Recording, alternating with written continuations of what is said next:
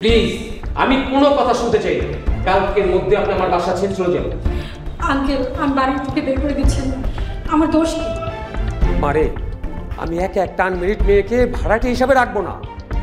চাচা, 3 বছর হলো আমরা এই বাসায় থাকি, আর আমার মা মারা গেছে 2 বছর হলো, বাবা মারা গেছে 1.5 মাসও হয়নি। আমি অসহায় চাচা, কোথায় যাব? সেটা আমার দেখার বিষয়। আজকে মাসের 28 তারিখ, 1 তারিখ আসতে আরো 3 দিন সময় আছে। এরই মধ্যে আপনি একটা ব্যবস্থা করবেন। চাচা। মামা, আসসালামু আলাইকুম। ওয়ালাইকুম সালাম। জয় বাবাজি। জয় বাবাজি, আর বলো না, বাড়িওয়ালা হওয়া একটা যন্ত্রণার বিষয়। এই মেয়ে, তুমি এখনো দাঁড়িয়ে আছো কেন? যাও।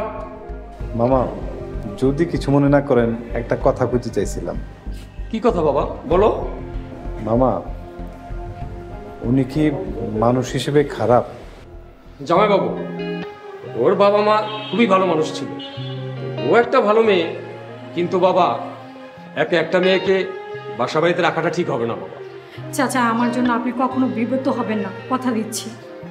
মামা, উনি এখন কই যাইব? একলা মেয়ে মানুষ। তাছাড়া এই 3 বছরও যেহেতু কোনো সমস্যা হয় নাই, ইনশাল্লাহ মামা এখনো সমস্যা হইব না। মামা, উনি এতিমের মাথার উপরে হাত রাখলে আল্লাহ আপনার উপরে রহমত নাজিল করব। শোনো, জামাইয়ের কথায় তোমাকে রাখলাম।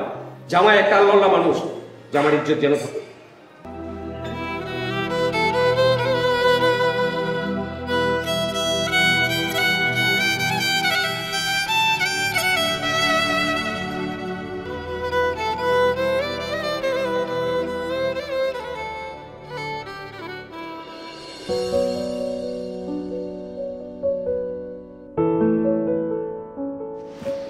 আসসালামু আলাইকুম, কেমন আছেন?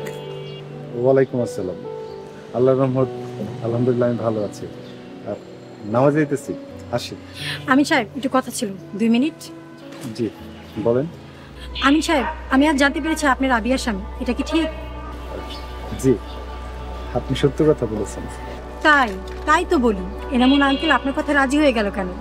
আপনি তো আসল বাড়িওয়ালা। মানে আপনার কথা ঠিক বুঝতে পারলাম না। মানে আপনি জানেন না, এই বাড়ির মালিক রাবিয়া, আপনার স্ত্রী। রাবিয়া এই বাড়ির মালিক? কেমনে? কেন আপনি জানেন না? অবশ্যই না জানার কথাই। আপনার নতুন জামাই। আমরা 3 বছর আগে এই বাসে যখন এসেছি, তখন রাবিয়ার মা বাবা এই বাসা থাকতো, আর রাবিয়ার মায়ের মৃত্যুর পরে রাবিয়ার মামারা এই বাড়িতে এসেছে। এই বাড়িটা রাবিয়াদের। আপনি ভুল কথা কইতেছেন, অথবা আপনি বানায় বানায় কথা কইতেছেন। শুনেন, এসব কথা কোন ঠিক না। আমি গেলাম। দাঁড়ান আমিন সাহেব, আপনি এই কথাটা রাবিয়াকে জিজ্ঞাসা করেন, সত্যটা জানতে পারবেন। আর আপনি অবশ্য জানেন না যে রাবিয়া অল্প লিখতে পড়তে পারে। আপনি দারোয়ানকে জিজ্ঞাসা করতে পারেন, সবাই সত্যটা জানে। আচ্ছা, আপনি আমার লোকে কেন এসব কথা কইতেছেন? এনামুল আঙ্কেল সুবিধার লোক না, আর রাবিয়া কথাও বলতে পারে না, আর আপনি ওর জন্য আছেন। আর রাবিয়ার অধিকারটা রাবিয়াকে ফিরিয়ে দিন। আসি, আসসালামু আলাইকুম।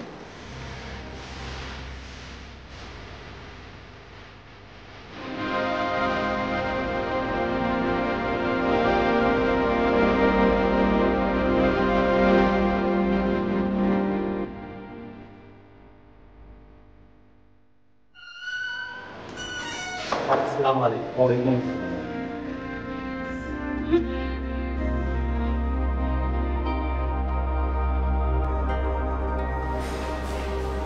আসসালামু আলাইকুম। ওয়ালাইকুম আসসালাম। স্যার কেমন আছেন? ভালো আছি স্যার। চাচা, একটা কথা জিজ্ঞাম, সত্যি কথা কইবেন? বলেন, সত্যি জানা থাকলে কুম। চাচা, এই বাড়ির মালিকের নাম কি? চাচা, নিচের দিকে মাথা দিলেন কেন? কথা কম। স্যার, সত্য কথা কইলে আমি বিপদে পড়তে পারি। যদি মিথ্যা কথা কই, তাহলে একটা অবলা মানুষ ঠকবো। কি কমু বুঝতেছি না। চাচা, আপনি সত্যি কথাই কন। আমি আপনার কথা দিতেছি, আপনি সত্যি কথা কইলে বিপদে পড়বেন না, বরং আপনার এই সত্যি কথা লেগা একটা অবলা মানুষ তার ন্যায্য অধিকার বুঝে পাইব, আর আল্লাহ পাক আপনার আখিরাতে পুরস্কার প্রদান করবেন। স্যার, এই বাড়ির মালিক মৃত রমজান আলী। উনি 1 বছর আগে ওনার একমাত্র সন্তান রাবিয়া খাতুনে লিখে দিছে। চাচা, সত্যি কথা কওয়ার লেগে আপনার অনেক ধন্যবাদ। স্যার, আরেকটা কথা, বোমা মায়াডারে এই বাড়িটা ফিরিয়ে দেন। এনামুল সাহেব ভালো মানুষ না। ঠিক আছে, আসসালামু আলাইকুম। ওয়ালাইকুম আসসালাম।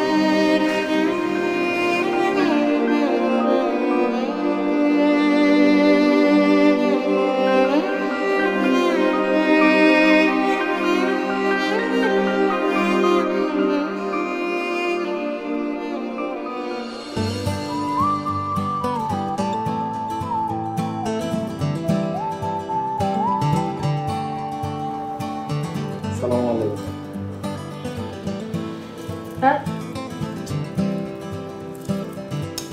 এখন চা খামো না, ঈশার নামাজ পড়া একবার এসা ভাত খামো।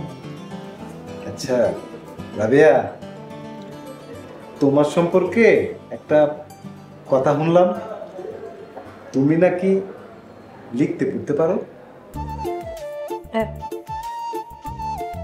মাশাআল্লাহ মাশাআল্লাহ, তোমার লাগিয়া অল্পই অনেক। রাবিয়া, এই বাড়িতে আমরা কত বৈশা বৈশা খামু। মানুষ আছে না, মানুষ তো মন্দ কইব। এটা যদি তোমার বাপের বাড়ি তো বাবার বাড়ি তো তাইলে কোনো কথা ছিল না। আমি একটা চাকরি নিতেছি মাদ্রাসায়, আমরা তুমি আর আমি একটা বাড়ি ভাড়া নিমু। রাবিয়া, তুমি হাসতেছ কেন?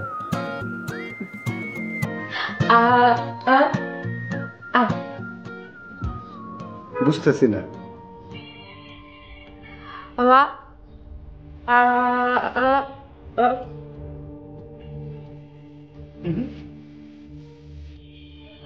বুঝতেছি না। আচ্ছা, তুমি কি আমারে কাগজে কলমে লিখে বুঝাইতে বাবা? আচ্ছা, কারণ আমি কাগজ কলমে লিখতেছি।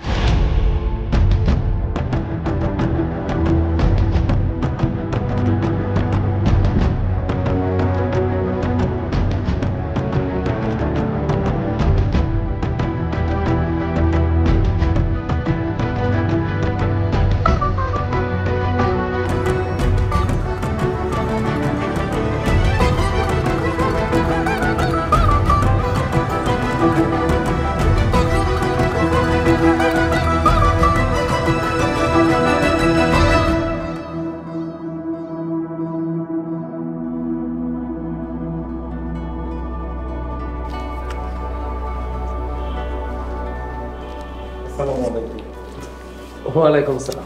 বাবা বসো।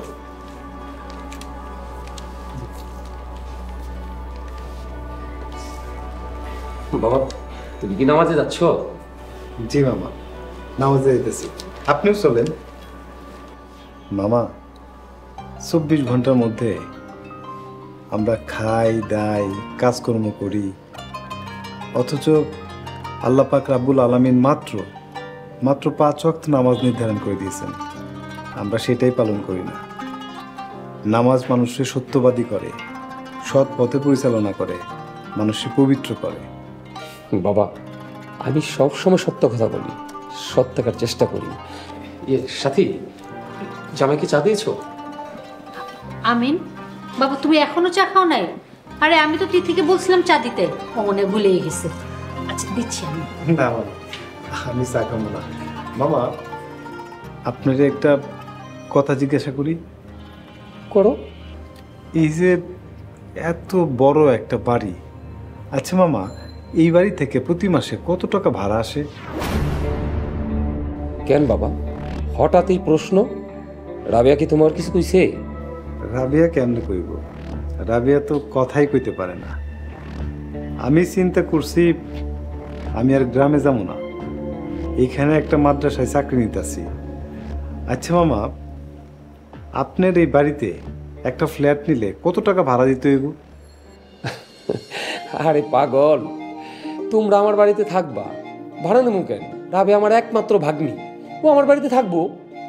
না মামা, একটু কোন, আপনার কাছে জানতে চাইতেছি। সে বাবা, এই বাড়ির এক একটা ফ্ল্যাটের ভাড়া 35,000 টাকার মতো। তোমার এই মাদ্রাসার চাকরি দিয়ে আমার এই ফ্ল্যাটের ভাড়া দিতে পারবা না। না না, তোমাকে ভাড়া দিতে হবে না, এই বাড়িতে তুমি এমনিই থাকবা। মনে করো এটা তোমারই বাড়ি। রাবিয়ার কপাল, আপনার মতো একজন মামা আছে তার। শোনো যাবে, তোমাদের ভাড়া দিতে হবে না, তোমরা এই বাড়িতে থাকো। শুক্রিয়া বাবা, শুক্রিয়া। মামা, আমার নামাজের সময় হয়ে গেছে, আসি। আসসালামু আলাইকুম। ওয়ালাইকুম আসসালাম।